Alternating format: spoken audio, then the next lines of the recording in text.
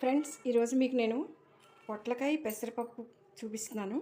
ఇది చాలా సింపుల్గా ఉంటుంది. మీరు రాత్రి తరిగేసి పెసరపప్పు కడిగి ఇందులో వేసి కొంచెం ఉప్పు పసుపు వేసి ఇలా పెట్టేసుకుంటే పొద్దున్నకి మీకు మెత్తగా ఉంటుంది.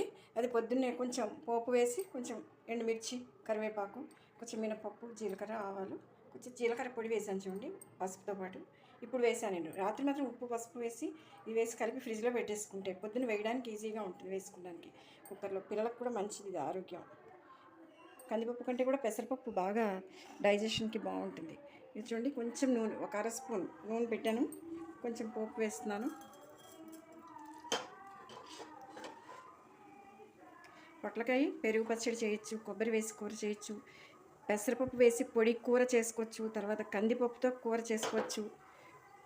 ఇలా ఇన్ని రకాల. తర్వాత పొట్లకాయ పాలకూర మిరియాల పొడి వేసి, ఇంకా పోపు ఏం వేయకూడదు, ఉట్టి మిరియాల పొడి కొంచెం వేసి, కొంచెం యాలక పొడిను వేసి పొట్లకాయ ముక్కలు వేసి పాలు పోసి ఉడికించి కొంచెం పడి బెల్లమో వేసుకుంటే చాలా బాగుంటుంది. కొంచెం ఈ ఎండుమిర్చి, కొంచెం కరివేపాకు వేసాను కదా. ఇప్పుడు ఈ నీళ్ళతోనే పోసేయాలి. పోసేస్తే ఇలా దాంతోనే పోసేస్తే ఇలాగా దీనికి ఇలా ఉడికిపోతుంది. ఇప్పుడు దీన్ని మూత పెట్టేద్దాం.